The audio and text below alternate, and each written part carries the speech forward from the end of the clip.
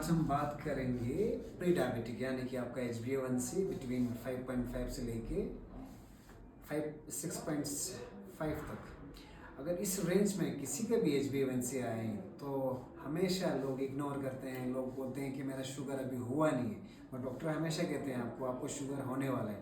But मैं आज आपको एक ऐसी जानकारी दूंगा जो आपके लिए जानना ज़रूरी है, क्योंकि HbA1c या प्री डायबिटिक जो रेंज है वो हमेशा बीमारियों का आगाज़ होता है, यानी कि शुरुआत होता है।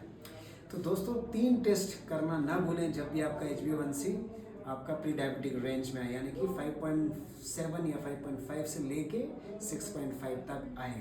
तो सबसे पहले जो इम्पोर्टेंट टेस्ट है वो रिलेटेड है हमारे पेनक्रियास के रिलेटेड, यानी कि जहाँ से आपका इंसुलिन बनता है। तो आपको हमेशा फास्टिंग इंसुलिन करना नहीं भूलना है। जब भी आपका fasting insulin pre diabetic range में आपका 6 से ज़्यादा आए तो मतलब समझ जाना कि आपके पेनक्रियास को बहुत ज़्यादा जोर पड़ रहा है, यानी कि आपके पेनक्रियास को बहुत ज़्यादा काम करना पड़ रहा है।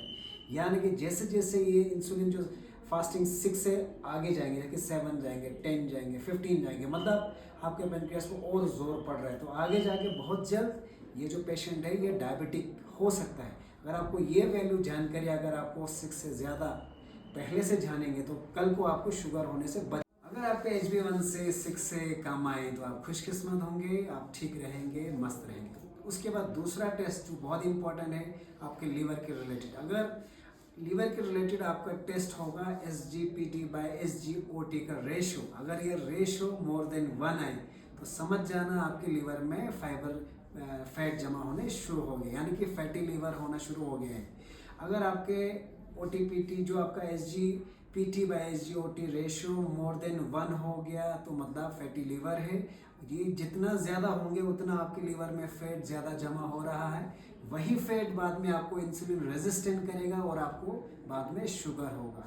तीसरा इंपॉर्टेंट टेस्ट यानी कि आपके हार्ट का टेस्ट है, इस हार्ट के रिलेटेड टेस्ट है, यानी कि आपका कोलेस्ट्रॉल, फास्टिंग कोलेस्ट्रॉल बाय आपका HDL, यानी कि आपका गुड कोलेस्ट्रॉल और आपका बैड कोलेस्ट्रॉल का रेशो, यानी कि कोलेस्ट्रॉल डिवाइडेड बाय HDL का रेशो।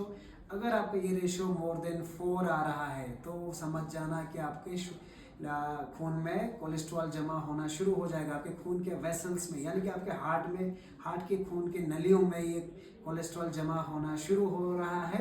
और बाद में ये कोलेस्ट्रॉल धीरे धीरे सीमेंट बनाएंगे, यानी कि एथेरोस्क्लेरोसिस होगा और बाद में हार्ट अटैक्स हो सकते हैं।